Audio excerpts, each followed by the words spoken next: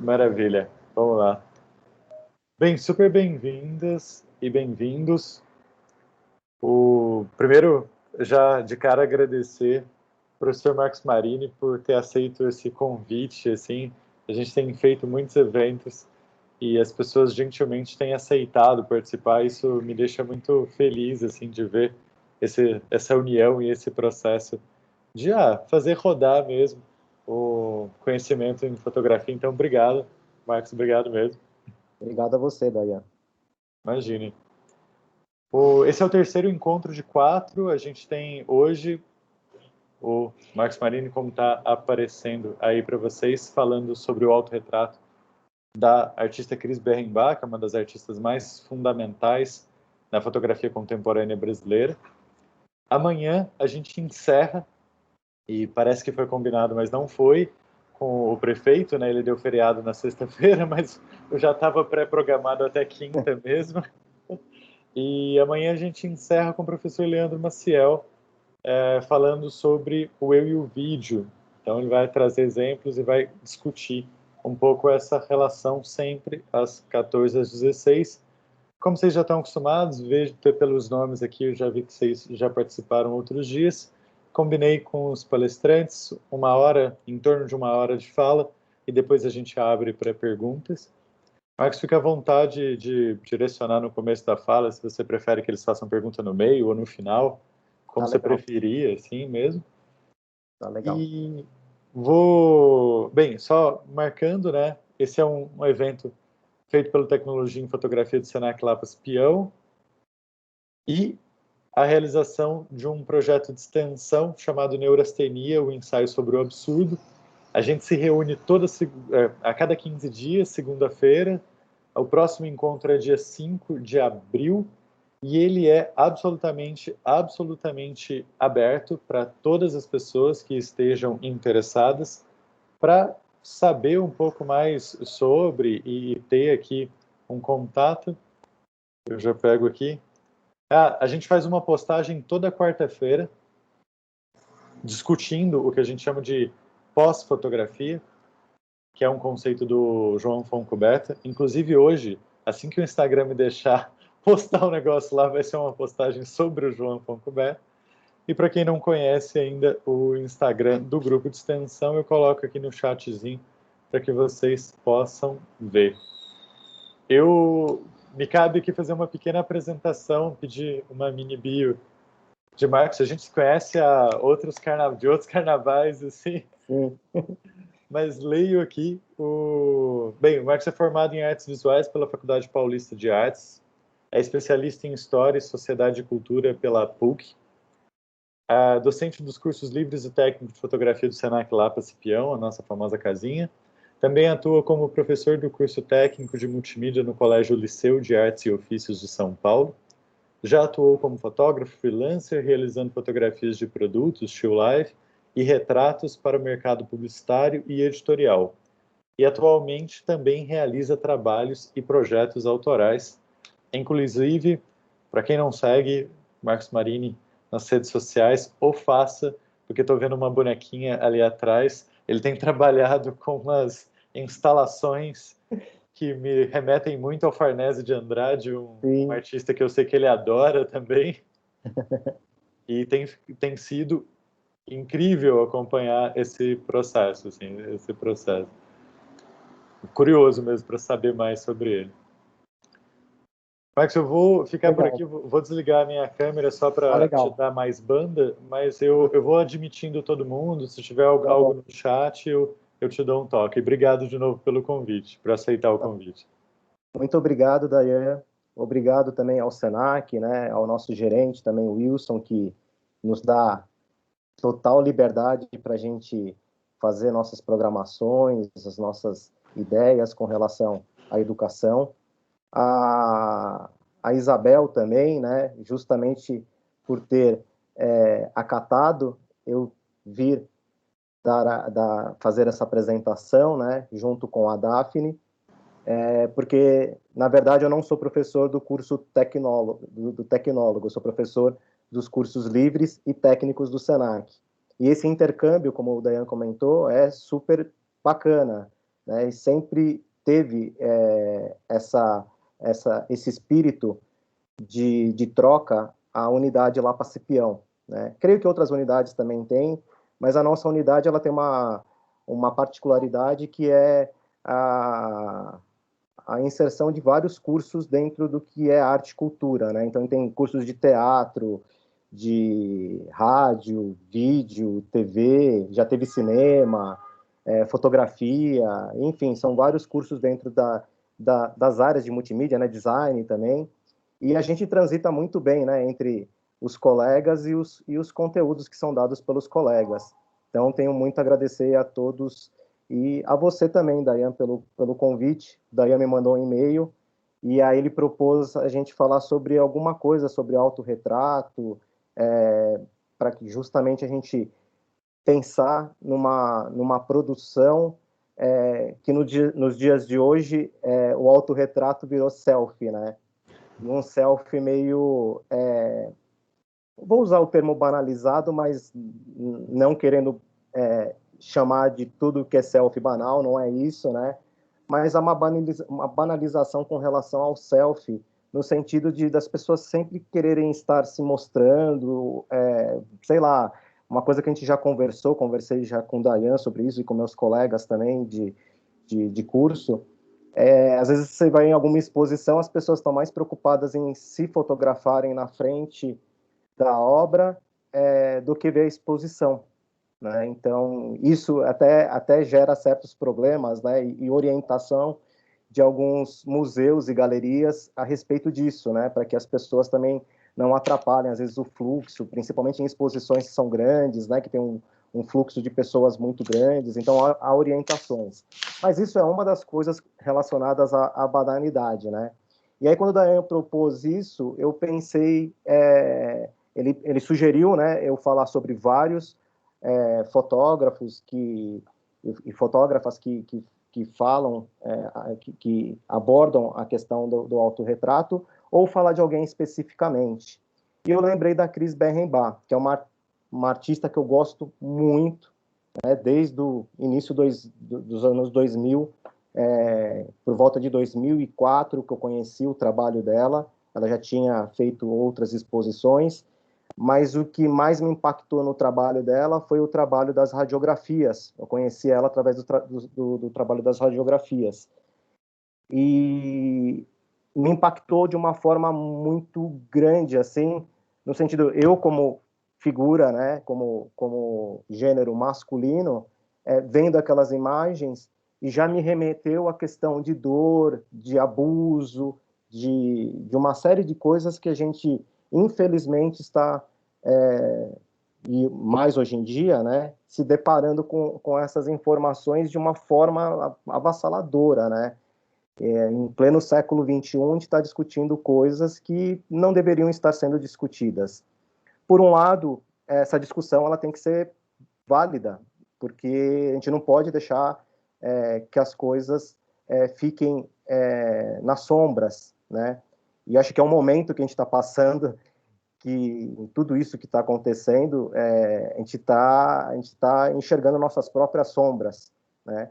E através de trabalhos como da Cris e de outros artistas, a gente acaba se vendo em algumas situações, e eu acho que o processo nosso como seres humanos é nós melhorarmos como seres humanos, né? Acho que esse é a grande questão das nossas vidas nesse plano, né? Então, creio que quando a gente se depara com questões que nós mesmos nos questionamos ou que temos preconceitos, elas são para nós como se fossem um espelho para que a gente possa se ver e melhorar, não regredir. E também não ficar parado num ponto ali fixo, né? E o trabalho da Cris, acho que ela traz muito isso, né? Ela busca essa questão com relação às pessoas se enxergarem no trabalho. E aí o que o Dayan até comentou, uma questão, né, de nomenclaturas que se dá, né, fotodocumental, fotojornalismo, né, até mesmo a questão do autorretrato, já assisti palestra da Cris, já vi vários vídeos, fiquei pesquisando ela durante alguns dias, não é meu trabalho de pesquisa, mas pode se tornar um trabalho de pesquisa, por isso agradeço muito a Dayan, que eu fiquei me debruçando com relação a algumas coisas relacionadas ao trabalho dela, e através dessa reflexão que a gente faz sobre o trabalho, faz com que a gente consiga nos tornarmos melhores, tá? Aí, o que eu fiz, né, com relação à apresentação, que eu já, daqui a pouquinho, eu vou passar para vocês. Agradeço também a presença de todos e todas que estão aqui. Eu acho que é muito importante essas conversas, mesmo que sejam virtuais, né, que hoje é a plataforma que nós estamos utilizando para nos comunicarmos, elas são muito importantes no sentido de ampliarmos mais os debates e até mesmo, isso que eu acabei de falar, né, revermos algumas coisas que nós pensamos. Tem um professor da PUC, que é o Norval, uma vez eu assisti uma palestra dele sobre Flusser, falei, cara, o que eu pensava de Flusser, ele desconstruiu completamente, né, do Wilhelm Flusser. Mas, enfim, né, eu acho que é super importante, então eu agradeço a participação de vocês, é bacana a gente trazer essas discussões, não vou pontuar algo aqui como verdade, pelo contrário, nem digo que é uma discussão, né, é uma troca de ideias, e essa troca de ideias faz com que a gente possa conhecer o trabalho de outros fotógrafos e fotógrafas, e até mesmo ter uma sustentação em cima disso que eu vou falar, tá? E, obviamente, tanto o Dayan quanto o Dani, que fizeram a apresentação ontem das suas pesquisas,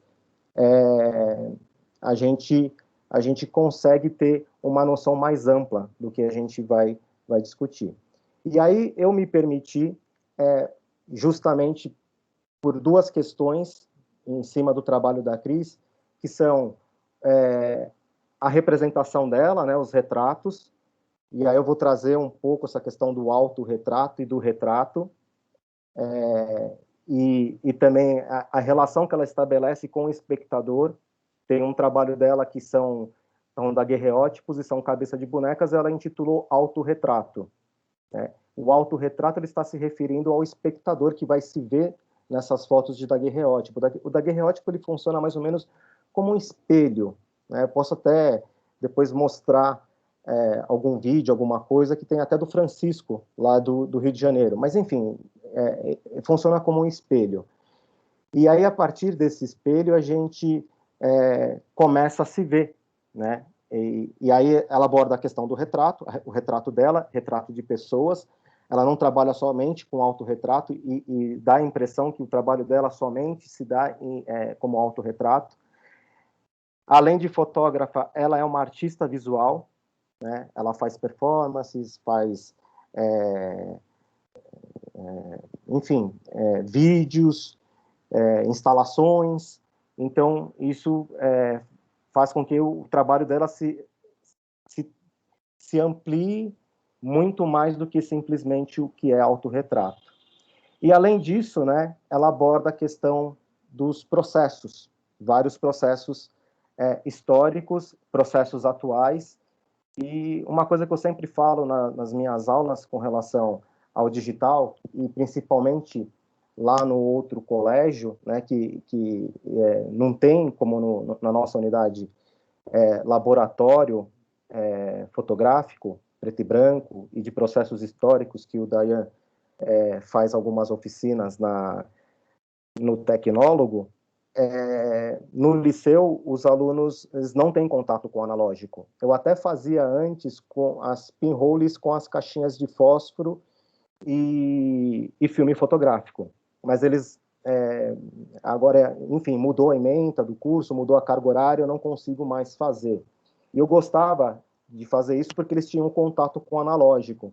E é uma coisa muito maluca, né? A geração, os adolescentes de agora não tiveram contato com o processo analógico, com o filme fotográfico. Então, às vezes, é muito difícil eles entenderem o que é o negativo e o que é o positivo, né? E aí eu tenho que resgatar algumas coisas da história da fotografia. E aí eu pensei também em trazer isso para vocês, resgatar um pouco essa história da fotografia, já que ela usa essas questões, e principalmente o retrato. E aí vocês vão ver que na minha apresentação eu coloco as representações das figuras humanas, que elas ocorrem desde os homens das cavernas até os dias atuais, né? E tem muito a ver com a questão da memória, né? Parece ser meio mórbido às vezes a gente pensar, né, que a fotografia ela traz memória de um ente querido que se foi, mas é fato, né? A gente lida muito mal, né, com a questão da morte, por nós sermos ocidentais. No Oriente eles têm uma outra relação com a morte, né? Então,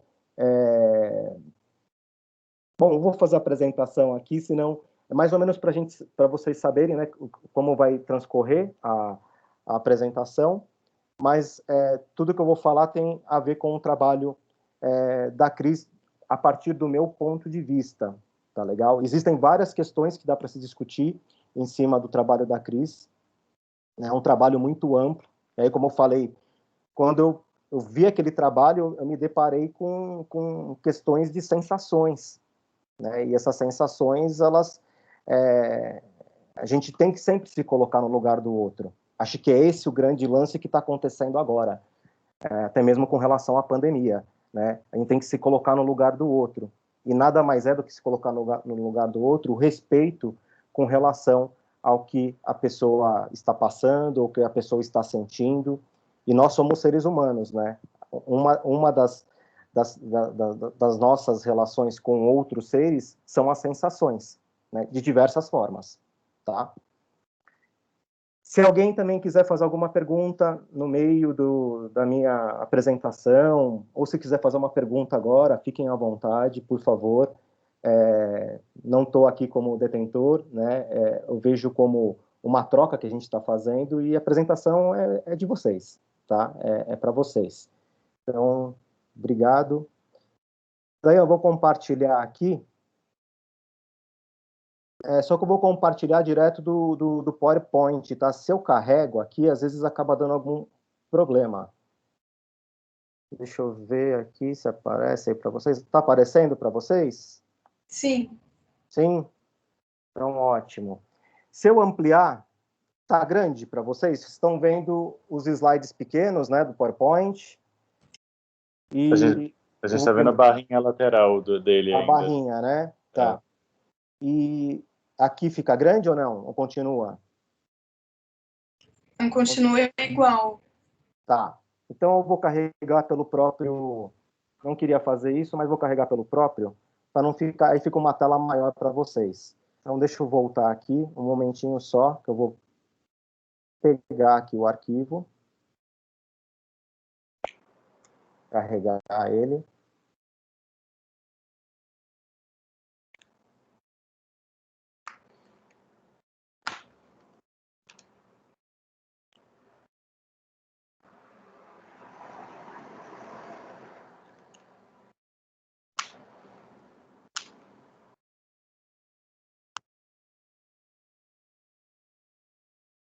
Então deixa ele pensar aqui para carregar.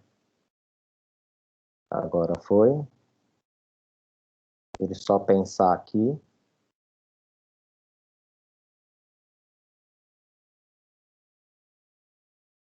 Como o Doyan comentou, né, são as tecnologias. Meu computador está ficando lerdo, muito lerdo.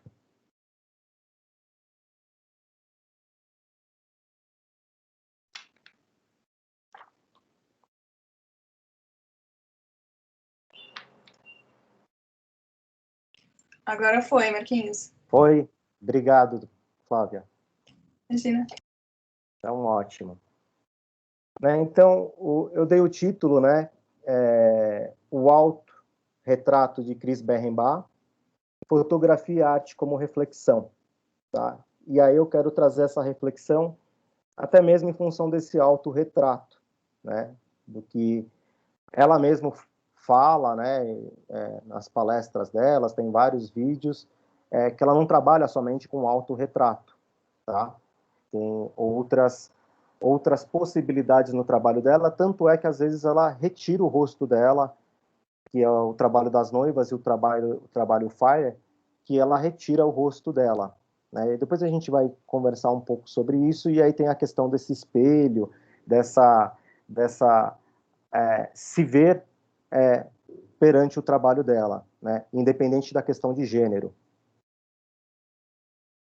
Tá, então, aqui eu vou citar o Walter Benjamin, né? A gente até comentou, o Dayan comentou na segunda-feira sobre Walter Benjamin, e aí ele fala, né, que no momento em que Daguerre logrou fixar as imagens da câmera obscura, os técnicos substituíram nesse ponto os pintores, mas a verdadeira vítima da fotografia não foi a pintura de paisagem, e sim o retrato em miniatura.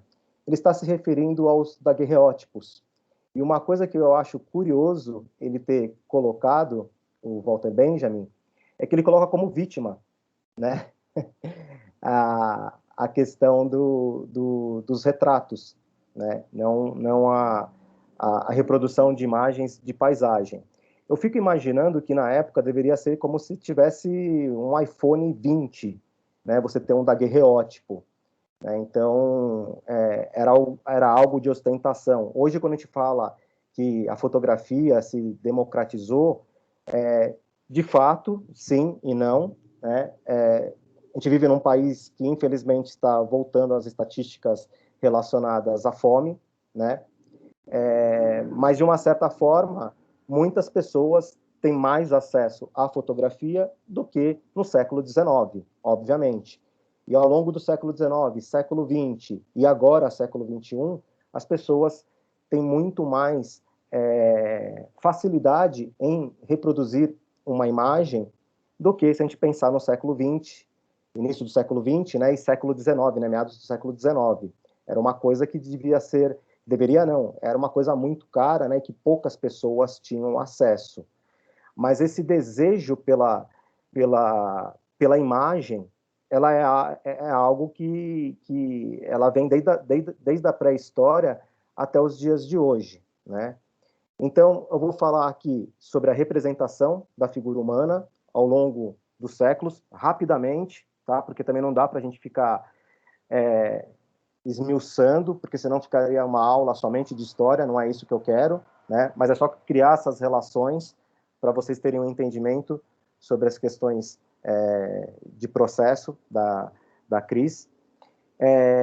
A fotografia, né? E aí, especificamente, o retrato, e os processos e suportes mediante o trabalho da Cris, né? Enfim, como que a gente estabelece a nossa relação de imagem hoje em dia com a internet. Ok? Então, a gente tem aqui, né, um slide que eu coloco como representação, né, da pré-história até os dias de hoje, né, pinturas rupestres que ocorreram na América Latina, Europa, né, em alguns outros continentes, e até os dias de hoje, né, com relação aqui uma imagem da Loretta Lux, que é uma fotógrafa que eu gosto bastante, e ela trabalha muito com manipulação de imagem, fotografias de crianças, inclusive ela esteve no Paraty em Foco, né, tem uma entrevista dela na internet, se vocês procurarem no Google, Loretta Lux, Paraty em Foco, vocês vão ver essa entrevista e o porquê que ela fotografa crianças, é bem interessante a questão. Tem um artista que eu gosto muito que se chama Mark Reading, que tem um trabalho com pintura e é muito bacana, e se assemelha um pouco, lembra um pouco as pinturas, as fotografias da Loretta Lux. É bem interessante, chama-se Mark Reading, tá? Alguém quer falar alguma coisa? Abrir um áudio aí? Não? E aí, né, eu fui na etimologia da palavra, né? O que significa, né, retrato? Então, a gente tem aqui algumas questões que são bem interessantes, e aí ele nos leva até os dias de hoje, né? Retrato, a etimologia, né, é do italiano ritratto, particípio passado de retrare, reproduzir uma imagem, do latim retrare, trazer de volta. Esse trazer de volta tem um pouco a ver com o que eu falei ali atrás, com relação à memória, né? E isso os egípcios faziam muito, né? A arte egípcia, antes de Cristo, eles os sarcófagos, né, dos faraós e das pessoas comuns, entre aspas, né, elas eram representadas ali com suas imagens, através de pinturas, que, no caso, as pessoas, entre aspas, comuns, né, elas tinham os que são chamados de retratos de Fayum, né, e é uma técnica que é uma pintura sobre madeira ou linho, com questões aí, né, que eu até coloquei aqui, né, que é que fica pequeno para mim, por isso que eu queria mexer lá no outro, que é uma pintura com cera, né, pigmentada e têmpera, e clara de ovo. Clara de ovo a gente tem o processo fotográfico que é albumina, né, que é um processo que se usa clara de ovo também. Mas, enfim, em cima disso a gente consegue ali ter essa relação da pessoa que se foi, né, a imagem dela e a memória que ela vai trazer. Por isso que eu falei, às vezes é meio mórbido, né, a questão da fotografia. Mas eu enxergo a fotografia, a questão da morte de uma outra forma, né? Tanto é, e o Dayan citou, né, o Farnese de Andrade, que eu sou apaixonado pelo trabalho dele, tenho feito algumas obras durante essa quarentena, com coisas que eu já ia catando. Eu sou meio lixeiro, gosto de caçamba, gosto de pegar coisas na rua, meio compulsivo com relação a isso. Hoje eu sou menos, né, por causa da minha esposa, que ela vai me controlando e não trazer muito lixo para casa. Mas é aí que eu comecei a pensar na possibilidade de fazer essas obras, e até mesmo uma reflexão sobre o que ele fala, né, o Fanese, que a gente, quando chora pela morte de alguém, a gente está chorando a nossa própria morte, né? Então, há de se pensar, né, sobre isso. A gente tem um apego muito grande com as questões da matéria e o nosso próprio corpo, né? Mas, enfim, vocês vão ver que isso que eu estou falando tem muito a ver com o trabalho da Cris, quando eu apresentar o trabalho da Cris, tá? E aqui, ao longo do século, só para a gente não dar um salto muito grande, né, da arte egípcia até os dias de hoje, a gente tem na China também, né, a partir do século 1000 antes de Cristo, a gente encontrava também retratos de imperadores pintados em seda e papel, em túmulos e tumbas, com pigmentos preto e coloridos, tá? Na Idade Média, coroações de reis eram registradas em painéis e murais utilizando a técnica de têmpera, a mesma técnica que era usada pelos egípcios, e um pouco mais para frente, a tinta à base de óleo, tá? O surgimento do Império Cristão, do Império Cristão, e a técnica ela acaba sendo difundida em todo o Império Greco-Romano, né, da utilização da tinta a óleo. Na Renascença, câmeras claras e obscuras são utilizadas para auxiliar em desenhos e pinturas. Aqui vou abrir um parêntese com relação a um livro que é do David Hockney, que se chama O Conhecimento Secreto, que ele faz um estudo bem aprofundado a respeito das questões relacionadas a pintores que usavam as técnicas de pintura com câmeras claras e câmeras escuras, né, ou obscuras, né? Mas, enfim, e isso gerou uma polêmica muito grande, né, porque ele através de questões relacionadas à ótica e à reprodução dessas pinturas, somente era possível em função da ótica, tá?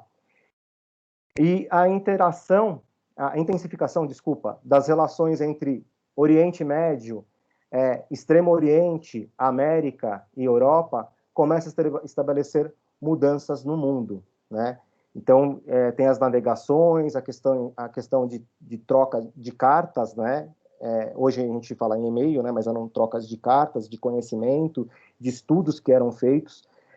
Vale lembrar que o Leonardo da Vinci também proporcionou uma série de experimentos com as câmeras claras e as câmeras escuras, né? Ele era um gênio, né? Acho que uma pessoa que veio de uma outra dimensão, provavelmente, com certeza, ainda mais no século XVI, século XVII, né? Onde se tinha pouca informação comparada aos dias de hoje, século XXI, né? E ao longo dos séculos posteriores, foram realizadas várias tentativas de fixar imagens em placas e vidro de papel. Aí, quando eu falo séculos, né, posteriores, século XVII, século XVIII, e tanto em placas, em vidros, né, diretamente da projeção de câmeras escuras, né? Então, até então, não tinha se conseguido. E aí surge a fotografia. Mas a fotografia surge também, ela não surge do nada, puff, tipo um ninja, né, que joga uma pólvora, faz uma fumaça e, puff, surge a fotografia. A fotografia, ela surge a partir de diversos conhecimentos, e até mesmo digital, se a gente for analisar, ele surge a partir de diversos conhecimentos que foram adquiridos pela humanidade, né? E aí tem um professor, que é da PUC de Campinas, que é o Flávio Shimoda, ele fala, né, que a fotografia não pode ser definida como uma invenção isolada de um ou de alguns pesquisadores ou inventores em um lugar qualquer do mundo, pois os conhecimentos que constituem o conjunto técnico da tecnologia fotográfica foram adquiridos pela humanidade ao longo da sua história. E é isso, né? Se a gente for pensar nas câmeras escuras, elas surgem lá no século V a.C., com Motsu, né? São registros que existem com relação às câmeras escuras. O surgimento óptico, com o Aozen, isso também traz uma contribuição perante as câmeras escuras, porque um elemento óptico era colocado na frente dos orifícios dessas câmeras escuras e isso trouxe mais nitidez para a imagem, né? Então, foram experimentos ali ao longo de vários séculos, né? Os elementos químicos sensíveis à luz, e aí principalmente o nitrato de prata, né, que até hoje é utilizado. Existem outras formas também de se obter a fixação de uma imagem, né? Apesar que a gente precisa de químicos também para fixar, porque senão também essa prata ela vai escurecendo e vai sumindo a imagem, né? Eu lembro do laboratório lá do Senac, era na parte de processos históricos, onde tinha os químicos, era todo manchado de prata, era tudo escuro, tudo espirrado, né? Até mesmo não por maldade das pessoas, obviamente, né? Mas por questões ali de manuseio mesmo do químico, né? Então, inclusive o nitrato de prata, algumas pessoas utilizavam antigamente para tirar verrugas do corpo, uma coisa super tóxica, né? Que o organismo também, depois de alguns anos, ele não assimila mais, né? E começa a ter problemas. E a informática, né? A gente tem na década de 40 o Alan Turing, que desenvolveu a máquina Enigma, né? Considerado o primeiro computador, né? Que a humanidade teve contato, né? Uma máquina, um computador. Tem um filme que é muito legal para vocês verem, creio que alguns de vocês já devem ter visto, que é O Jogo da Imitação. É muito bacana, que conta a história dele, né? Tem um pouco de romantismo em cima, né? Como todo filme, né? E é necessário, mas conta um pouco a história dele. Mas a gente tem o início ali da era da informática, o que a gente entende hoje por informática. E na década de 70 a gente tem o Steve Sanson, o engenheiro da Kodak, que ele produziu a partir da câmera fotográfica, ele produziu uma câmera fotográfica digital na década de 70. Tá? Acho que foi em 75, se eu não me engano, que ele fez essa primeira câmera fotográfica digital. O digital mesmo, ele acontece por volta do final da década de 90 e início dos anos 2000, né? Eu lembro que até quando eu comprei minha primeira câmera digital, a gente até trocou uma ideia sobre qual câmera comprar, a gente estava na dúvida. Eu comprei uma câmera que hoje ela não funciona mais porque não tem mais a bateria, aí você acabou optando pela Nikon, enfim, né? Mas também foi um momento ali de muita incerteza, né? Sabíamos que não teria volta, mas muita gente queria não aceitar o que seria o digital, né, o que ele é hoje, né? Enfim, ele é mais um suporte dentro da fotografia, né? Se a gente pensar em suportes fotográficos, ele é mais um suporte, né? A gente tem diversos outros suportes na fotografia, então não adianta a gente falar, o digital é definitivo, né? Pelo contrário, é legal fazer esse estudo, essa apropriação de outros processos, tá?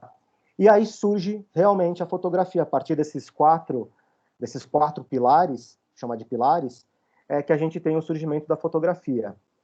Ela ocorre em 1826 com o Niepce, né? E somente em 1839 ela é patenteada, e aí isso trava uma série de pesquisas, experimentos que outras pessoas estavam fazendo no século XIX, né? E essa patente ocorre com o daguerreótipo, que faz uma menção ao nome de Daguerre.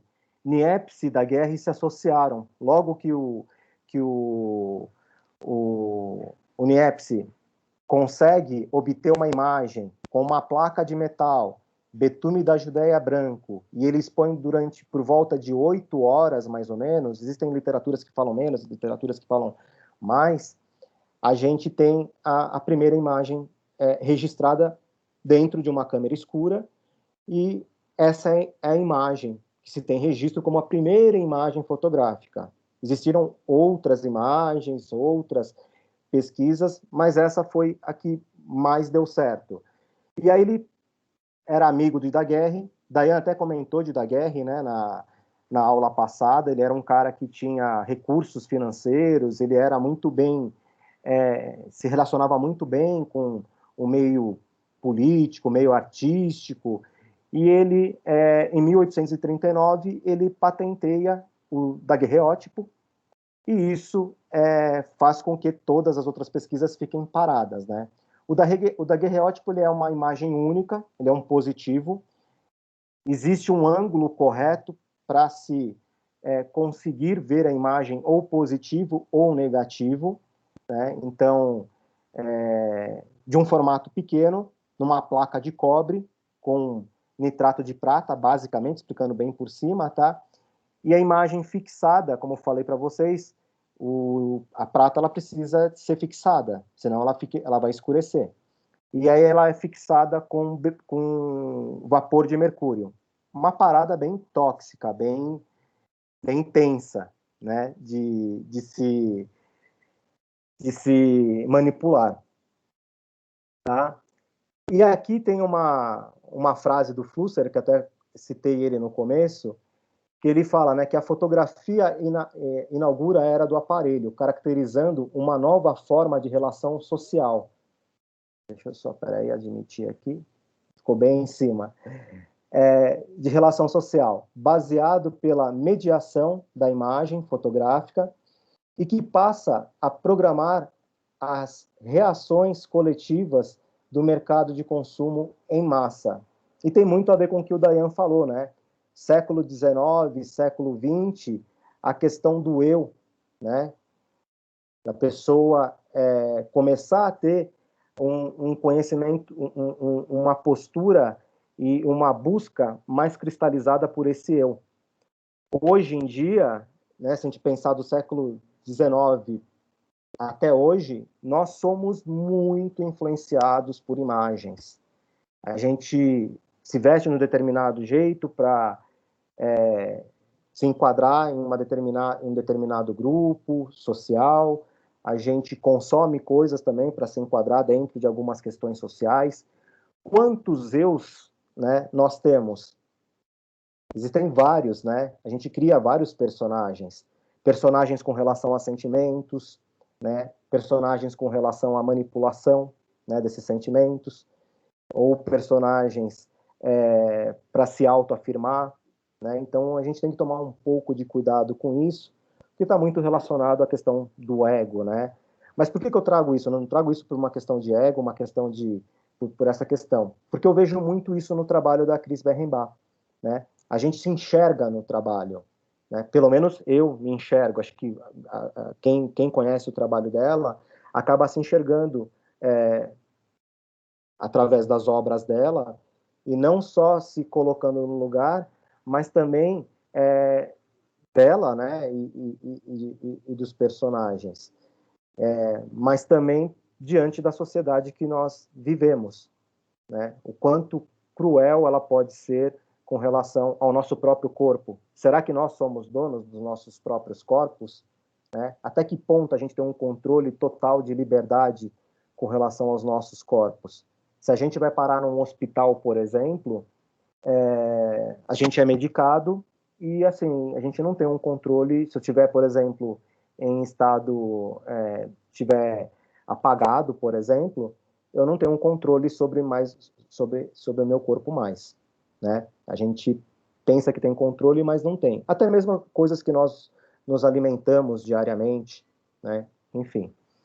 E aí, além desse processo, né, do daguerreótipo, eu tenho um ambrótipo aqui que é meio parecido. O Roger Sasaki vai me matar se eu falar isso, mas assim, eu já tô me justificando. Que é um processo meio parecido com o daguerreótipo. Ele é posterior ao daguerreótipo, com uma placa de vidro. Tá? Depois eu até mostro para vocês, é meio parecido. Eu não tenho nenhum daguerreótipo, não tive a oportunidade de comprar e também nunca corri atrás também de ter um daguerreótipo. Gostaria de fazer meu próprio daguerreótipo. Isso é uma coisa que eu quero fazer no curso que a Cris oferece. Ela oferece o curso no Sesc Pompeia, semestralmente. Não ocorreu o ano passado em função da pandemia, né? Não sei se chegou a iniciar e teve que interromper em função da pandemia, mas era um curso que eu queria fazer, por questões pessoais eu não consegui realizar a inscrição, enfim, acabei deixando para uma outra oportunidade. Existem outros cursos no Sesc ministrados pelo Roger Sasaki, pelo Edson Angeloni, pela Elizabeth Lee, a própria Cris, né? Enfim, entre outros aí que ministram cursos de processos históricos e processos de laboratório preto e branco, tá?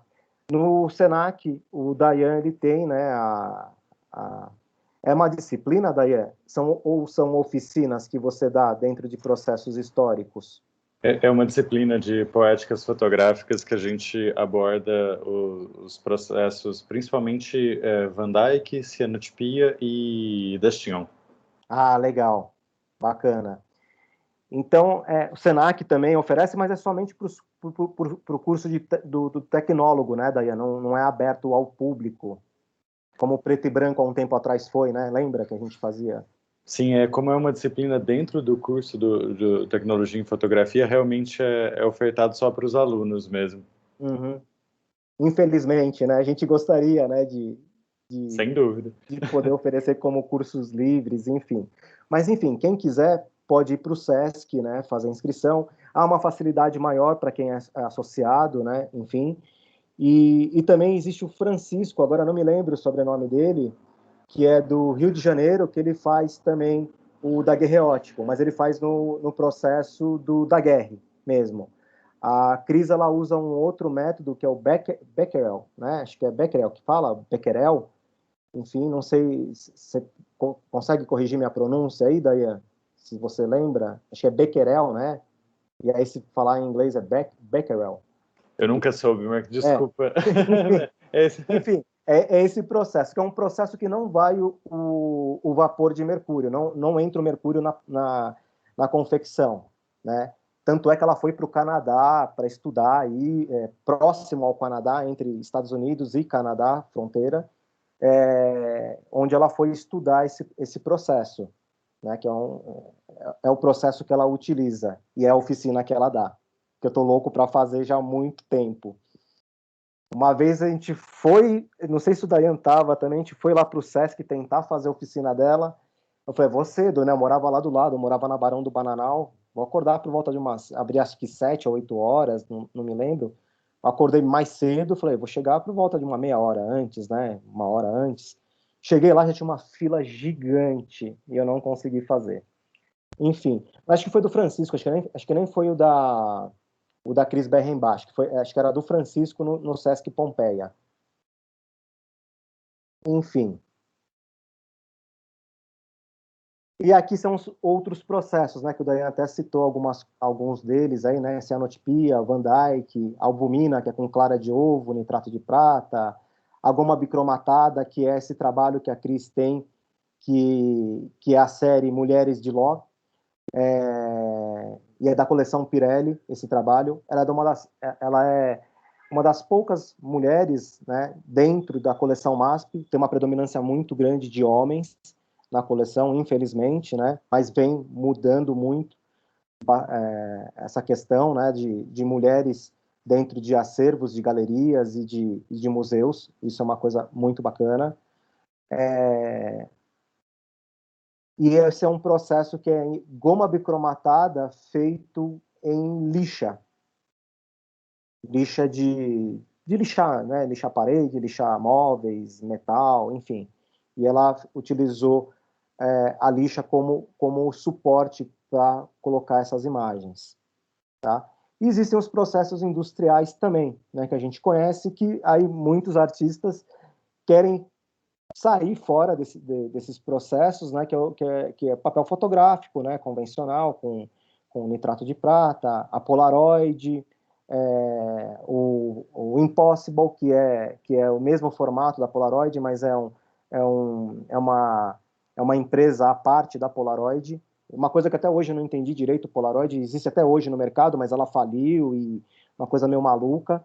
Tem a Instax, né, que é um processo também da Fuji, parecido, né, um processo de fotografia instantânea. E a gente tem hoje o Fine Art, né, que é muito utilizado dentro dos padrões museológicos, de galeria, né, de coleção, que são necessários em função da durabilidade que tem que ter as obras. O Vicky Muniz, ele usa um processo que é um processo chamado Cibachrome, que é um processo da década de 70, tanto é que a primeira imagem que entra no museu em Nova York é do Gary Winograd, que é uma imagem que parece ser uma praia, não sei ao certo se é uma praia, e é uma imagem colorida, tem um céu azul, tem um carro parado, tem um toldo, tem umas pessoas que devem ser de uma família, a primeira imagem que entra dentro de um museu, como foto colorida, porque até então o colorido ele não tinha estabilidade, né? Goma bicromatada é um processo histórico que você usa os pigmentos para conseguir obter a cor, né? O Edson Angeloni, eu lembro muito bem que ele ficou muito tempo experimentando, né, fazendo vários testes com goma bicromatada.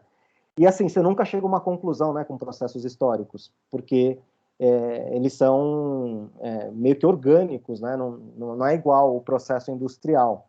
E aí, quando eu falo a respeito disso, eu estou até mesmo me referindo ao trabalho da Cris, porque ele também tem uma questão orgânica, uma questão de sensorial com relação aos outros corpos, além do dela, né, e de outras pessoas que ela fotografa, né? Então, eu acho que a pesquisa pelos processos históricos que ela faz tem muito a ver com essa questão dos corpos. Me empolguei aqui. E aí, sobre ela, né? Eu fiz aqui um breve mini currículo dela. Ela tem muita coisa produzida, né? Desde a década de 90 até agora, né? Muita coisa produzida, muitas ideias e muitos trabalhos que uns são linkados aos outros. Isso é uma coisa que eu acho legal, que dentro de um processo de processos criativos, acho que é uma coisa que que é bacana. E aqui, né, deixa eu só fazer uma apresentação e falar uma outra coisa, mas vou deixar um pouco mais para frente. Ela nasceu em 64, aqui em São Paulo. Ela estudou na ECA no final da década de 80, início dos anos 90, e ela teve aula com o Carlos Moreira, que infelizmente ele faleceu no ano passado. Eu tive também a oportunidade de ter aula com ele no ateliê que ele tinha na Barra Funda, e foi um cara também que me inspirou muito, né? E ela cita ele constantemente nas palestras, né? Nas conversas que são feitas com ela, como um grande incentivador, né? Não somente dela, né? Mas de vários outros fotógrafos aí que tiveram a oportunidade de estudar com ele. Eu estudei com ele por um período curto, estudei por volta de uns 5 meses, quase um semestre, estudei lá no espaço dele. Mas era algo mais ou menos como o Dayan faz com os encontros, né, debate com relação à fotografia. Ele era uma pessoa que tinha muita referência, né, então me ajudou bastante nesse processo. Ela trabalhou na Folha de São Paulo como fotojornalista entre 89 e 92, por isso que ela não conclui o curso superior, né? Aí entra as pautas jornalísticas, aquela correria do dia a dia com relação às pautas fotográficas, e isso acaba fazendo com que ela não conclua o curso, tá? De 92 até 96 ela trabalha na revista da Folha, e depois disso, né, ela começa a prestar serviços, né? Acho que até hoje ela presta serviços com relação à fotografia e outras coisas também, como ilustração, por exemplo, que ela fez de manipulação digital para uma revista, para uma colunista, fotonovela ela fez, enfim, ela é, né, uma artista que não se resume somente à fotografia, né, como eu coloquei aqui, mas peraí que tá meio pequeno aqui para mim. Ela também utiliza vídeos, instalações e performance, como também já havia comentado lá.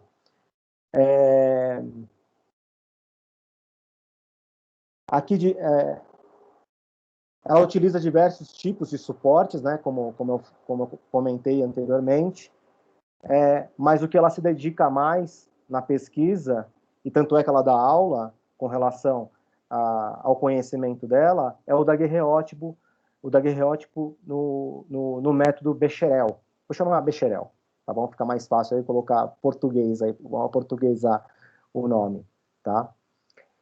Parte de seu trabalho é formado por autorretratos, né? Não é tudo que é autorretrato, e tem alguns autorretratos que ela não considera autorretratos, né? E isso é legal a gente colocar como uma reflexão sobre o trabalho dela e sobre o posicionamento dela, né, como pessoa. A apresentação de seus autorretratos são criações de personagens, como ela mesmo fala,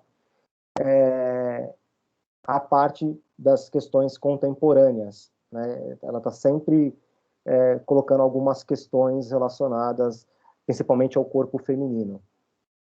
Já realizou exposições em Cuba, Estados Unidos, Holanda, Bélgica, Alemanha, França, Japão, entre outros, México, entre outros países, né? Tem um trabalho dela, que é o trabalho que eu vou mostrar na sequência, que é um vídeo, e esse vídeo, bom, eu vou mostrar, não vou falar, não vou ficar dando spoiler aqui.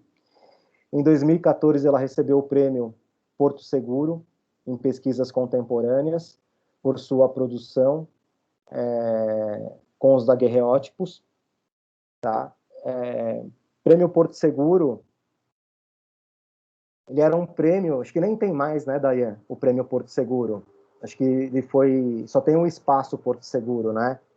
Eu acho que eles fecharam o prêmio, se eu não me engano. Eles fecharam. E eram prêmios, assim, interessantíssimos, né? Em valores legais, porque isso também dava uma ajuda para os artistas. Geralmente tem muitos trabalhos que a gente produz como artistas visuais, que a gente às vezes nem tem, às vezes, a intenção de vender para algum colecionador, e fica mais restrito a apresentarmos esses trabalhos em concursos, em editais, e aí você tem um retorno financeiro que é justamente, não é esse retorno financeiro, você vai, vou viajar, e também ninguém pode viajar agora, né? Fiquem em casa, né? Melhor forma da gente se proteger do que está acontecendo. Mas, enfim, é um dinheiro que ajuda nas pesquisas, né, e nos experimentos que são feitos. Né? Uma saída numa impressora fine art, dependendo do tamanho, custa muito, muito caro. Né? Você tem que ter ali uma verba. Às vezes essa verba sai do... Às vezes não, a maioria das vezes sai do bolso do próprio artista. Né? Enfim. E além, né, da Porto Seguro, ela tem premiações, né? Premiações, não, desculpa, ela tem obras nos acervos do MASP, do MAN, na USP, de um museu na França. E aí você pode ler para mim aí, Dayan? Eu não quero passar vergonha com a minha pronúncia. Em francês, Maison, enfim. Maison Européenne de la Photographie. Mas imagina, Marquinhos, manda.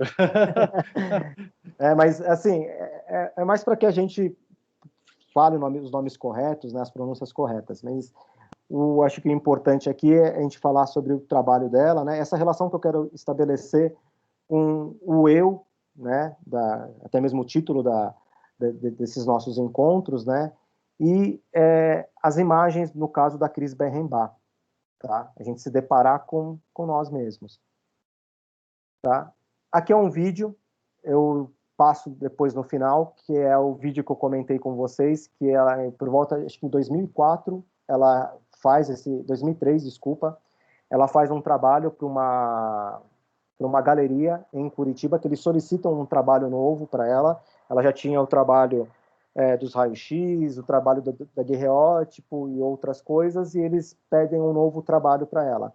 E ela já tinha em mente fazer essa performance com vídeo, onde ela mesmo corta o cabelo. Então ela aparece inicialmente maquiada, né, ela vai se maquiando, vai se arrumando e tal, e aí de repente ela ela pega uma tesoura e começa a cortar o cabelo, e aí ela chega ao ponto de ficar sem cabelo nenhum, careca, né?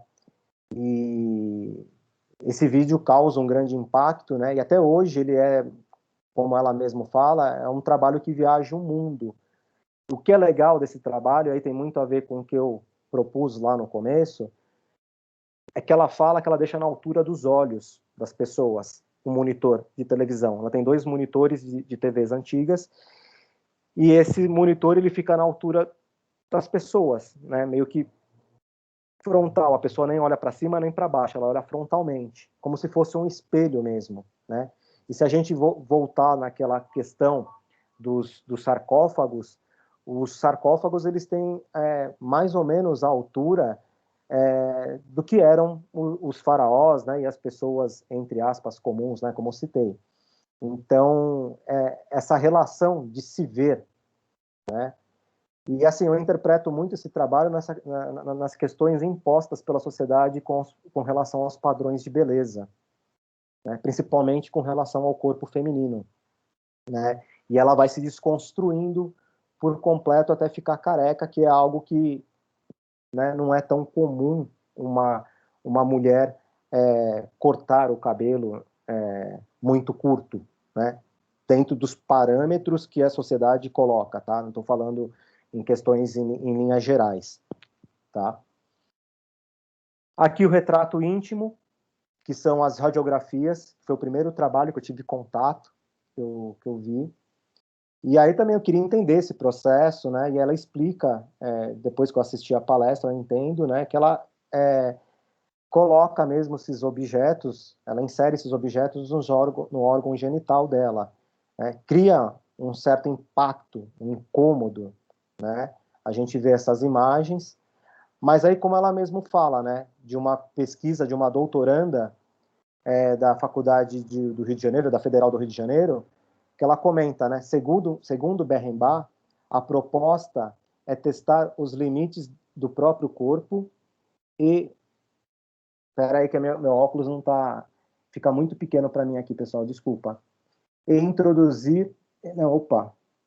E introduzir a relação com os temas relacionados, né, à violência ou à dor, seja no âmbito médico ou doméstico, algo que a mulher se submeta, né, às vezes, muitas vezes, né, infelizmente, e ao mesmo tempo dialogar com temas como intimidade, limites, sensualidade, afeto e o feminino, né? Então ela introduz aí tesoura, uma seringa, um fórceps, uma faca e um garfo. Depois assistam alguns vídeos dela que ela explica esse processo. Tem um vídeo do Cidade Invertida, que é bem legal. Tem uma entrevista com o Ricardo Rojas, que é um fotógrafo, que tem um canal no YouTube, que foi a última entrevista que ela deu, que eu tive acesso. E também do Foco Crítico, que era do Guilherme Maranhão e do Fausto Schermon. Eles entrevistavam várias pessoas e uma das entrevistadas foi a Cris Berrenbach. E ela fala bastante sobre o processo criativo dela, sobre a questão da criação das obras dela. Aí, depois desse trabalho, né, que ela fez a radiografia, ela estava careca, ela resolve fazer o daguerreótipo em negativo, não em positivo. Ela reproduz através de uma, se eu não me engano, chama projeção sobre a placa, a imagem, e ela obtém ela em negativo pelo daguerreótipo. E aí ela coloca, né, esse tríptico, ela não coloca nome nesse trabalho, e como eu falei, o daguerreótipo ele é como um espelho, e aí a pessoa se vê dentro dela. Existe uma outra série que eu não coloquei aqui, que é o autorretrato, que são as bonecas, que é um dos primeiros que ela faz, que a pessoa se vê, dependendo do ângulo que a pessoa olha esses retratos de boneca, que são tipo aquela cabeça de boneca que eu tenho ali atrás, a pessoa, na parte de sombra, ela se vê, e meio que se monta ali, dependendo da distância, se ela está mais próxima ou mais distante, ela pode meio que fazer metade boneca, metade a pessoa. Aqui também a pessoa se vê, então ela trabalha muito com essa relação do espelho, né, do eu, e aí que eu entro na questão do autorretrato, né? Se a gente for partir do princípio, é bacana, né? Mas enfim, desculpa a redundância aí. Mas se a gente for partir dessa ideia, tudo que a gente cria é um autorretrato, né? Praticamente. Mais ou menos são as coisas que eu penso, que eu tenho como referência, minhas inquietações, minhas aflições, enfim, acaba sendo um autorretrato, né? Mas não é essa a ideia, né, de discutir sobre o autorretrato, né, na sua essência. Aqui é a série Noivas, que ela foi na rua, né, na São Caetano, próximo ali à Luz, e ela passou por várias lojas como se fosse uma noiva, né? Ela apresentou a proposta para essas lojas, ela levou um fundo, o Éder Chiodeto ajudou ela, inclusive o Éder Chiodeto é um dos principais curadores que nós temos no país, né? Ele fez até o programa lá de televisão, né, com o Feijó e outros fotógrafos que participaram, com Cláudio Feijó, né, e outros fotógrafos também. E tanto é que ele cita ela como uma das 10 fotógrafas mais importantes contemporâneas que nós temos no Brasil, né? O Éder Chiodeto, ele sempre cita ela, tem textos dele falando a respeito do trabalho dela, e aqui ela coloca uma câmera, uma snapshot no rosto, ela amarra, e ela se fotografa na frente do espelho, nesses locais que tem a compra, venda, venda e locação, né, de vestidos, existem espelhos enormes. Então, ela se fotografava ali. E ela esconde o rosto, né? É como se fosse aí a representação de várias mulheres nesse vestido, ou nesses vestidos, né, que são uma série, são um monte de vestidos. Aqui, a série Noivas da Chuva, quando ela expõe esse trabalho, ela faz lambe-lambes, né, mais um processo, né, de impressão e de colagem através por algum suporte que vai ter. No caso, foi na Galeria Vermelho, que era a galeria que ela era representava ela. Hoje não existe mais, hoje existe um restaurante nesse local. E esse material ficou exposto na parte externa e com chuva, com o tempo, ele foi se deteriorando, né? Ela até brinca, né? Ela fala que é o dia seguinte, né, das noivas. Aqui é um trabalho que ela fez, chama Exibição, que é o número fotográfico, o número telefônico dela para contatos, né? E ela faz meio que uma crítica dentro desses contatos, né? Que ela tinha, meio que se encaixando dentro dos padrões, e ela usa um formato de outdoor, né? E faz também uma crítica com relação ao outdoor, né? Esse espaço, e ela se coloca dentro desse espaço de uma forma meio desconfortável, né? E aí fazendo uma relação aí com a questão desse desconforto que é você se adequar aos meios onde você trabalha. Como eu falei, né? São os personagens que nós vamos criando, né? A gente não tem total liberdade de sermos quem nós queremos ser mediante os nossos trabalhos, as nossas vidas. Do trabalho que ela corta o cabelo, ela fez esse daqui, o novo look, em 2005. Então, ela utiliza os próprios cabelos e faz uma saia. Aí tem essa outra que não tem título, e chamada, ela coloca como cílios, apenas como cílios, 2011. Né, que são os próprios, que é o cabelo que ela guardou ali de anos atrás, e ela faz esses cílios. Eu gosto muito dessa imagem, acho ela um retrato muito bonito, esse desfoque que tem né, da linha da boca para baixo, acho muito bonito. Lembra um pouco Lágrimas, né? E aí, falar em Lágrimas, ela tem uma outra que eu não coloquei aqui, que é uma referência ao Man Ray, né, que é aquela imagem da mulher de costas, não sei se vocês já viram, que é como se fosse um violoncelo, né, tem uma colagem ali, uma fotocolagem, como se fosse o corpo da mulher fosse um violoncelo, e ela faz ela meio que machucada numa região aqui do dorso, né, também é bem forte.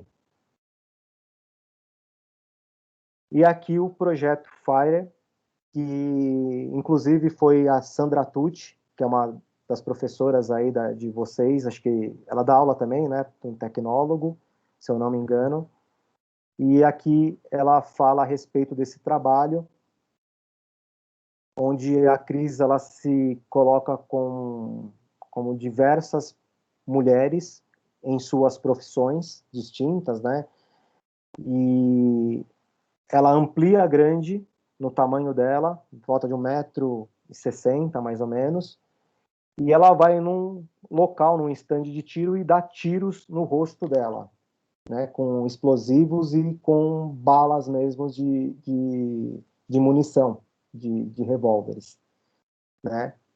E aí tem essa questão, né, dos personagens, de as pessoas se enxergarem nesses personagens, que eles acabam sendo apagados, né, e até mesmo sendo uniformizados, né, no sentido tanto de uniforme de roupa, quanto de uniforme dentro da sociedade, né? Criam-se diversos padrões, né, como, por exemplo, a enfermeira, a aeromoça, a jogadora de futebol, a recepcionista, a lixeira, a prostituta. Então ela vai criando esses personagens e tira o rosto como se o rosto fosse todas essas pessoas, como se fossem todas essas pessoas. E aqui, para finalizar, acho que já está quase dando o horário aqui que o Dayan propôs, entre 40 e 1h20. Eu vou finalizar para a gente trazer uma reflexão, né, que é da Beatriz Ferreira Pires, de um livro que é do Senac. Depois eu pego aqui o nome do livro, é a questão do corpo, né, na era contemporânea.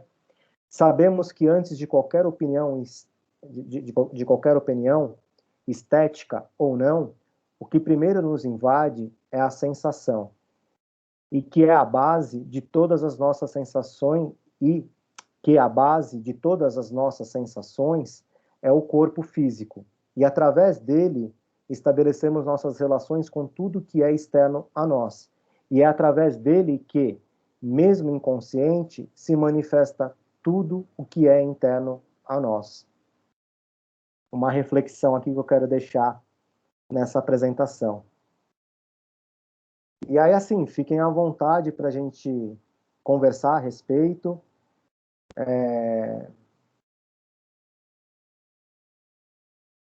Deixa eu só parar aqui a apresentação. Dayan, acho que é isso, né? Vamos abrir aí para o pessoal conversar. Geralmente essas apresentações são isso, né? A gente acaba fazendo algo mais que a gente está falando o tempo inteiro, né? É mais expositivo, e a gente abre esse espaço para que a gente consiga conversar com vocês e trocar essas ideias. Mas obrigado aí pela participação de todos.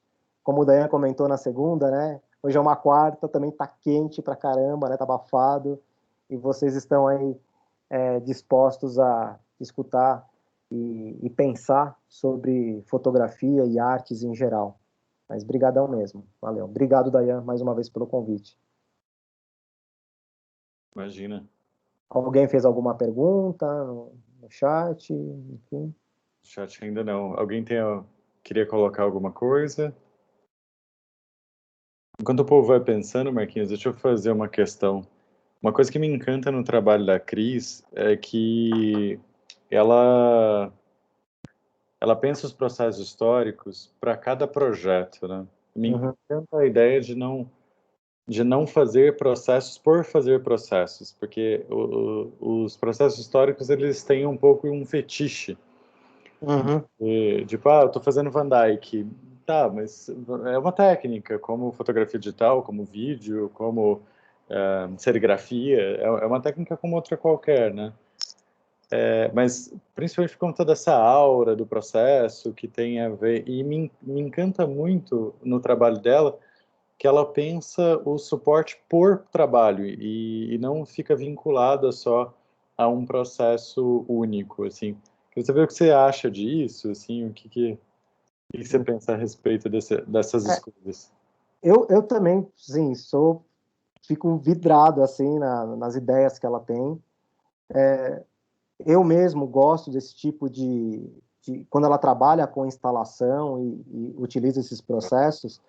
E aí me remete um pouco também àquele trabalho que eu fiz há uns anos atrás, que é o artificialidades comestíveis, que eu uso os instantâneos como uma coisa meio de instantâneo de comer, e o próprio instantâneo no sentido de você fazer uma foto e ter uma foto rápida, né, sem ter esse processo de você ficar maturando a ideia. E aí eu utilizo os pratos, né, como se fossem o prato da comida, e toda a instalação, né, que eu fiz junto com a Birindelli, de como se fosse uma mesa, né, com aquele tecido. Então, eu acho que todo o processo, ele tem, quando você vai utilizar algum processo, ele tem que ser justificado, porque senão fica o processo pelo processo. Eu não acho isso interessante. Quando ela fala do trabalho do Mulheres de Ló, ela utiliza as lixas como areia, né? E aí essa passagem é uma passagem bíblica, né, do Antigo Testamento, que uma das mulheres olha para trás e ela vira uma estátua, né? E aí entra nessa questão que você levantou, né, de usar o processo como um aliado para a imagem, né? Não simplesmente usar o processo simplesmente pelo processo. A ideia do daguerreótipo, por exemplo, onde ela fala da questão do espelho, das pessoas se enxergarem, ela utiliza muito nos trabalhos dela essa questão do tamanho, né? Muito próximo ao tamanho das pessoas, que são os espectadores nos espaços. E isso também é uma coisa muito interessante, né? Porque aí você se vê também, você se enxerga ali, independente de gênero, né? Quem tem um pouco mais de sensibilidade se choca com relação às coisas que estão acontecendo, né? Com relação à violência doméstica, que infelizmente aumentou muito agora na época de pandemia, né? Não estou levando o trabalho dela para esse discurso, né? Mas ele remete também a isso, né, o trabalho. Então, por isso que eu acho que, assim, como você falou, as plataformas, elas são importantes para nós criarmos links. Eu gosto da ideia de sair da fotografia convencional numa parede exposta. Tem umas obras dela que eu acho magníficas, assim, que são de umbigos, por exemplo, são vários umbigos que tem no Itaú Cultural, que é bem legal, que acho que é do Itaú Cultural, essa imagem. Tem outras que ela pega partes também de corpos e vai espalhando com daguerreótipos na parede. Acho legal quando sai disso. Obras no chão, por exemplo, né? É uma coisa legal e faz sentido. Eu vejo ela muito nesse sentido, no seu próprio tempo, assim, né? Uma geração muito experimentalista, assim, dos anos 70 e dos anos 80, 70, 80. O Kenji, ela, e acho incrível. E fico com um pouco de receio da gente regredir, assim, porque eu vejo ainda um fetiche muito forte nos processos e me encanta ver uma artista que faz processos de vídeo, processos de instalação, daguerreótipo e foto digital. Por que não? Essa é a questão, né? Exato. Concordo bastante. Povo, a roda está aberta aqui. Alguém gostaria de acrescentar alguma coisa? Fazer algum apontamento, questionamento?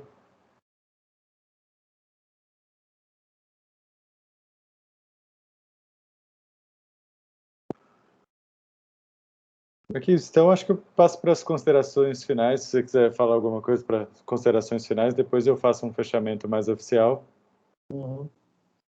Não, acho que é isso, né? O trabalho dela, tanto é que eu tentei entrar em contato com ela para falar, né, que eu vou apresentar o trabalho, uma questão de respeito, né, de formalidade também, né, com relação a essa apresentação que eu fiz, né, e a liberdade que eu tive também de falar sobre o meu ponto de vista com relação a algumas questões que acho que é fundamental, né, a gente trazer essas reflexões, né, coisas que a gente pensa a respeito. Quando você me chamou, até pensei em falar sobre outros e outras fotógrafas, né, que utilizam a questão do autorretrato, mas o trabalho dela, ele tem esse vínculo, né, com ela, alguns autorretratos, e desses autorretratos, a desconstrução dos autorretratos a partir de personagens que a gente se identifica no nosso cotidiano, né? Então, eu acho que, assim, a gente está num momento que é mais do que necessário, e isso não quer dizer que é somente esse momento, né? Tudo que eu falo, estou me referindo também ao passado, de um momento de nós enxergarmos certas questões para melhorarmos como seres humanos, né? E aí entra um pouco no que está acontecendo agora em relação à pandemia, né? Tudo essa questão vinculada a um vírus aí que está mostrando para a gente que a única forma da gente respeitar o próximo é se cuidando, né? Ficando em casa, não não participando de aglomerações, sejam elas quais forem, né? Se você quiser, eu passo até o vídeo lá dela, que é a performance dela, cortando o cabelo, tem até separado aqui, mas, enfim, vocês podem ver também, fiquem à vontade com relação a, a, a vocês pesquisarem mais sobre ela. Eu acho que é uma artista que vale a pena uma investigação, e várias outras pesquisadoras, né, fotógrafas, se inspiram nela em diversos sentidos, para discussões pertinentes aos dias de hoje. Sem dúvida. Posso falar uma coisinha aqui? Daí é o Márcio. Claro. Tudo bom, Márcio? Tudo bem, Marquinhos? Parabéns. Assim, valeu. O trabalho dela é muito impactante mesmo, né? Eu achei incrível. Aí eu fiquei pensando aqui, cara, o que você acha, né? Se essa veia jornalística, ela ter trabalhado com o jornal, né, no dia a dia de um jornal e tal, como você comentou no começo, como isso impactou, influenciou esse trabalho mais artístico dela, né? Não o jornalístico, porque mas essa questão mesmo do eu, né? Do retrato, né? Você acha que faz sentido? Não? Eu acho que faz, não sei, mas o que você acha disso? E aí, tudo bom, Márcio? Faz tempo, né, que a gente não se vê, se toca aquelas ideias no elevador. Sim, aqueles 5 minutinhos pegando a chave lá da sala, né? Saudades. Saudade. Então, ela trabalhou num período na Folha de São Paulo, e ela mesmo conta, né, essa história, que ela pegou aquela transição do jornal, onde implementaram um grande parque ali, parque gráfico, e aí muita coisa mudou, né, com relação à imagem. Você tinha imagens gigantes, né, quase folha inteira no jornal, e também o contato dela com outros fotógrafos que trabalhavam na época, e fotógrafas também. E a maioria deles fazia também trabalhos autorais. E aí ela se deu conta que nos horários vagos que ela tinha, ela poderia começar também a fazer trabalhos autorais, né? Então foi aí que surge a ideia dela de começar a produzir algumas imagens de autoria, fora do âmbito comercial do jornal, né, daquelas pautas diárias, tal. Então, mas eu acho que tem uma relação muito forte, né? Principalmente, né, até mesmo, ela foi aluna do Carlos Moreira, né, na ECA. O Carlos Moreira, para quem não conhece, aí depois dá uma pesquisada, inclusive tem uma exposição dele muito legal. Ele é um grande mestre, assim, foi mestre do Sérgio Ferreira, do Vladimir Fontes, né? Assim, é um cara que tinha um repertório gigante, né? Então, com certeza influenciou ela a essa produção dela pessoal também, além do trabalho comercial, né? Ela mesma fala que não acho meu trabalho tão forte, né? Eu acho super impactante. Para mim, eu achei, nossa, quase falei um palavrão aqui no meio da palestra, na primeira série que você mostrou dela. Sim. E aí, assim, ela teve contato com vários fotógrafos, né? O Evandro Teixeira, o David Druizing, a Nair Benedito. Então, são, tipo assim, mestres ninja, né? Muito legal, obrigado. Imagina, obrigado a você.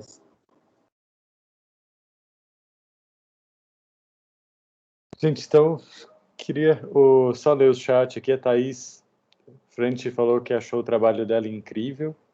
A Thaís Morimoto disse: fiquei sabendo sobre a Cris no ano passado. Eu fiquei numa dúvida se ela está produzindo até hoje.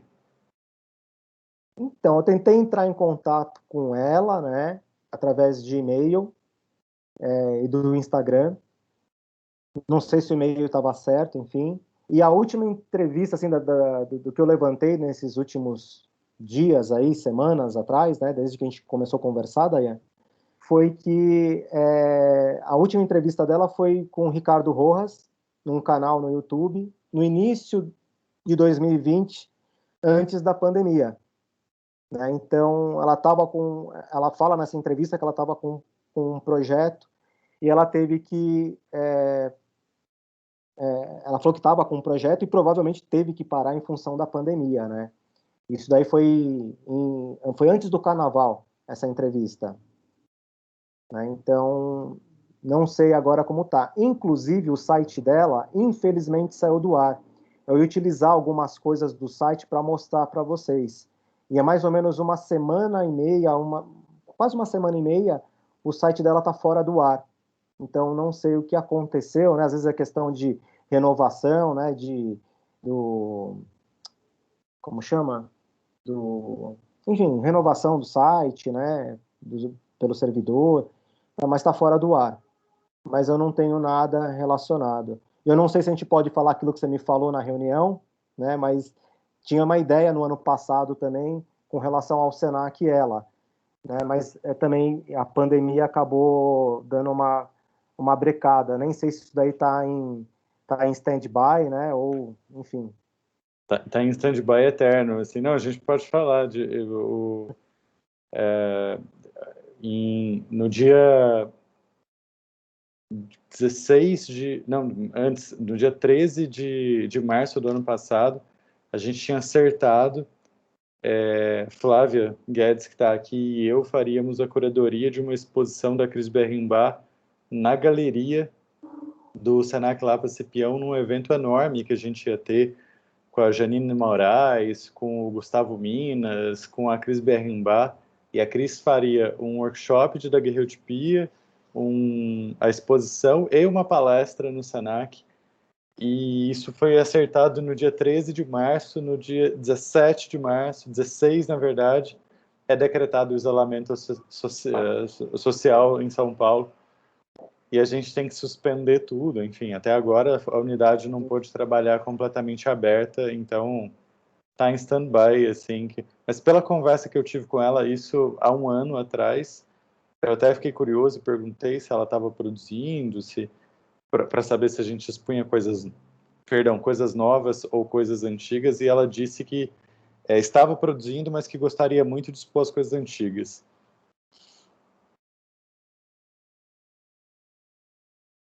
Legal. Ó, eu tenho, só para a gente finalizar aqui, porque eu falei para o pessoal que eu ia mostrar, né? Tem um ambrótipo aqui, não é daguerreótipo, quero deixar bem frisado, que é uma imagem feita pela Natália, nossa amiga que está na Itália, né? Lá no Sesc. Né? Então é mais ou menos isso daqui, ó, ao reflexo. Né? Só que isso daqui é um vidro. Eu não consigo, acho que, mostrar aqui, ó, talvez, ó, ele pegue num ponto. O daguerreótipo é mais ou menos parecido com isso, tá? Tem que encontrar um ponto para ver. É um retrato que a Natália fez lá no Sesc, na oficina que nós fizemos. Ó. Tem um ponto que já não rola mais ver, ó. Você só vê o reflexo, ó. Não vê a imagem. Talvez um pouco, né? Mas é meio parecido com isso. Por isso eu quis trazer essa questão do espelho que ela fala também. Ela fala bastante no trabalho dela. Obrigado, é sempre bom. O Cidade Invertida, acho que chegou a fazer um encontro, alguns encontros com ela em uma oficina de daguerreótipo. Não sei se o Ricardo chegou a fechar mesmo alguma turma, mas ela estava com essa proposta, né, dela dar um curso de daguerreótipo lá no Cidade Invertida, onde o Ricardo Henschel tem lá o espaço dele. Eu sou louco para fazer também, mas realmente essa coisa da fila que você contou, né? Nunca deu, porque as filas eram sempre surreais, assim, né? Eu me lembro de passar uma hora antes da portaria abrir e ter 300 pessoas na fila e tinha 20 vagas, assim, né? Não ia acontecer. Acho que aquela que a gente tentou não era da Cris, né? Acho que era do Francisco. Era do Lumiar, né? Do Estúdio Lumiar, lá no Rio. que é muito legal também. Agora também não é momento para isso, mas eu gostaria de ter a experiência também de ir para o Rio de Janeiro e fazer. Você chegou aí, né? Ou Não, não? nunca fui. Eu também quase fui uma vez, É. mas não deu certo. Acho que o Angeloni e a Beth fizeram, se eu não me engano. Eles fizeram. Mas lá é um processo mais delicado. Tanto é que é ele que manipula a fixação da imagem, por causa do mercúrio. Ele usa o mercúrio como o vapor do mercúrio para fixar as imagens. Altamente tóxico, assim, É, altamente tóxico. Muito bom, muito bom. muito bom. Marcos, obrigado de novo, assim, Nossa, então, obrigado a você. Valeu mesmo, Daiane. muitíssimo obrigado Obrigado. por ter aceito o convite, pela palestra. E queria fazer só alguns avisos, assim, de gerais. Quem precisa de comprovante de participação no evento, por favor, escreve um e-mail para mim ou pelas redes sociais do Neurastenia, que eu já postei aqui. Meu e-mail eu vou colocar aqui. Aí a gente dá a participação no evento. Fica o convite para amanhã. O professor Leandro Mello era outro professor Outro muito mesmo. querido, mas o Leandro Maciel vai falar amanhã sobre...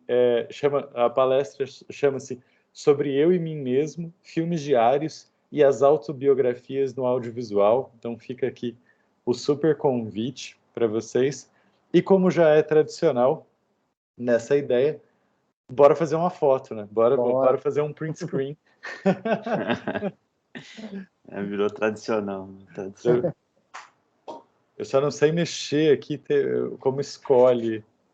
Ontem a Dani pôs um fundo de Minecraft pra gente. Eu não sei fazer essas bruxarias. Deixa eu ver se eu acho aqui. Mas realmente não. Tudo bem. Se vocês puderem abrir a câmera, aparecer aí, por favor, se acheguem. Ô, Dayan, nos 3 pontinhos aí aparece Applied Background Effects. Ah, mas isso é só quando você está com uma pessoa, não é? Ou não? Isso serve para tudo? Para tudo? Vamos ver, vamos tentar. Todas as pessoas, você está falando? É, Não, é só para você. é só para mim, né? Não. Ontem a Dani conseguiu mudar esse fundo de auditório, mas deixa eu ver. Não é. Enfim, tudo bem, sem problemas. Vamos de auditório de novo. O modo galeria virou assim, ó. Vira assim, né? Já é uma boa também. Ainda aparece o nomezinho do povo. A gente reveza. E eu descubro para amanhã como é que faz o print em outros modos. Sim. Ó, a Laís foi aluna. Tudo bom, Laís? Foi aluna do curso técnico de fotografia. Tudo bom? Muito legal. Então, aquele famoso 3, 2, 1 com aquela cara de selfie. Então, vamos lá. 3, 2, 1.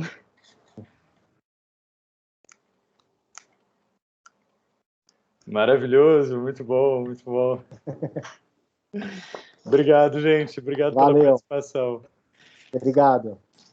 Obrigado. Boa tarde a todos. Boa tarde, gente. Boa tarde. Se cuidem. Se cuidem.